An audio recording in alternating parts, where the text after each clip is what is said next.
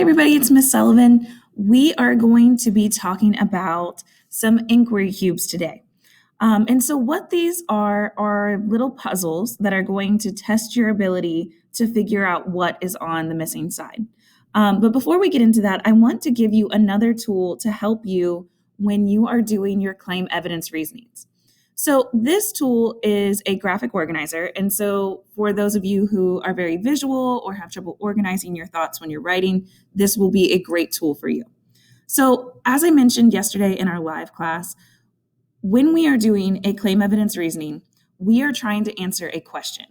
So in forensic science, the question is often, how does this evidence fit into a crime? Or how does this evidence explain who is the most likely suspect? We're going to do some non-forensics examples first, just to get you more comfortable with how to do this structure before we start adding in new vocabulary. So once we have a question, we can then come up with the answer to that question, and that is going to be our claim. So if you're thinking about English class, when you had to have a topic or a thesis sentence, that is what we are calling a claim in your science class. Evidence is going to be that data that is gathered from the text or graphs that helps you answer questions in the task. So this could be a quote, it could be other evidence that directly supports. So this is where we talked about what are observations and how do we use those to support our claim. Now, reasoning, I think, is where things get a little bit more tricky. So when we're doing a claim evidence reasoning, this part is the most important. It is connecting your reader with your facts, right, that evidence, and your claim. It's showing how the evidence is supporting it, and it's drawing on those key ideas and concepts, things that you know, but your reader might not know. So some great ways to start your writing or make sure that you are doing real reasoning and not just listing more evidence and not explaining it enough is to use these sentence starters. So you can use the evidence shows blank, and you can fill in how that is supporting your claim. Like, what is it showing? Then you could also say things that you already know. So I know that the sun is a star. So other concepts related to a star could apply to your scenario about the sun. You also can go into, I can apply. So how does this big idea connect to your specific concepts and evidence this time? Then you get to come to your final conclusion where you're saying, therefore, I can conclude that blank. And that is going to be the most important part to support your claim and connect the dots for your reader so that they know exactly what's going on. All right, so here is a sample argument about light and plant growth. I want you to pause this video and read the text, and we'll go over it in just a moment. All right, so this is a biology example. It's talking about two students who are looking at how light affects plant growth.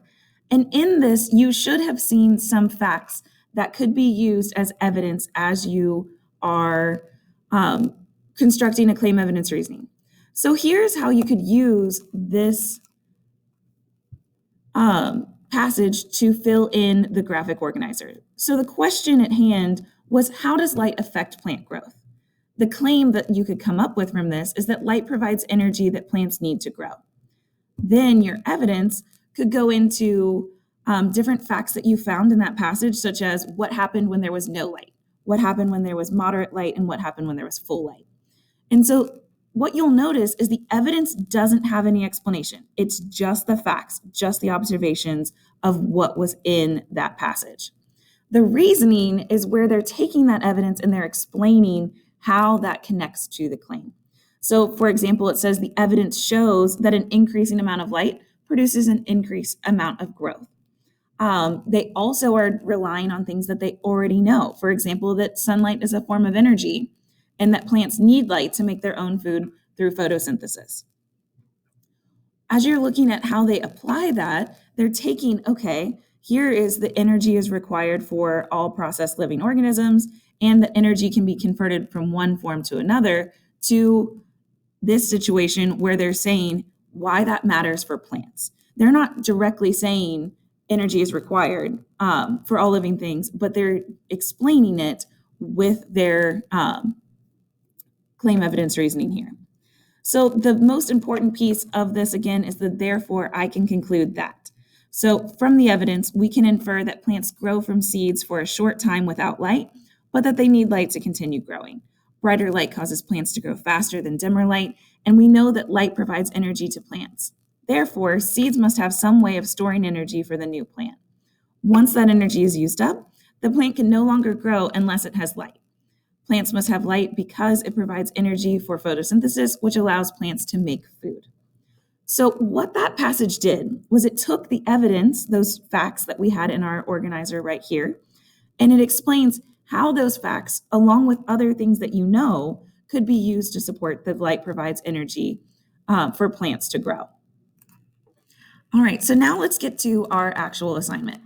So in your Google Slide assignment that you are going to make a copy of, you're going to have this picture of a cube. So if you were to print this out and cut it out, you could fold it together to make a cube.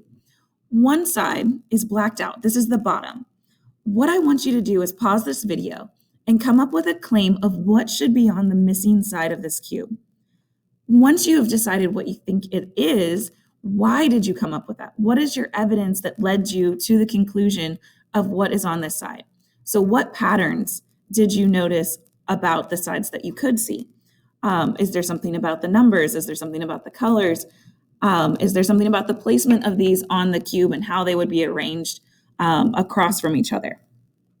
So go ahead and pause now and fill in what you have as your claim and as your evidence for this video.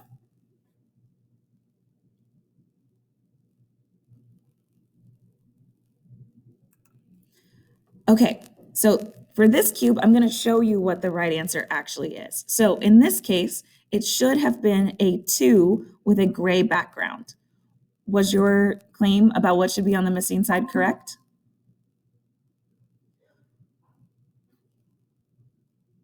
Hopefully you found that your answer was correct and was supported by evidence. So what we're going to do now is we're going to look at a much more complicated cube.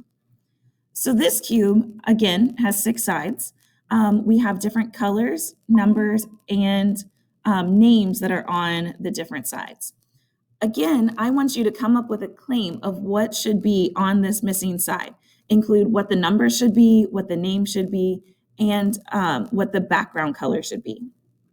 I want you on this slide to brainstorm your ideas. What is the evidence? What are the patterns that led you to your conclusion of what should be on the missing side? When you're done with your brainstorming, I want you to use our organizer to insert our question, which in this case would be what is on the missing side, your claim, which is what you think is going to go on that missing side, and your evidence is going to be what are those patterns that you observed about the numbers, the names, and the colors that led you to your claim. So this is just the observations. It's not going to include any evidence yet. Down at the bottom, or not any reasoning yet. The reasoning is going to go here. I want you to practice using these sentence starters where you say that the evidence shows this. What else do you know about patterns and numbers and math skills that would apply to this scenario? And how are you applying the patterns to your conclusion? The most important sentence is going to be the therefore I can conclude that. This is where you're going to really go into detail about how does that evidence support your claim about what's going on that other side of the cube. I do want you to turn in your completed Google Slides as an assignment on Canvas. So please, once you are done with this, upload it as an assignment and you are done for today.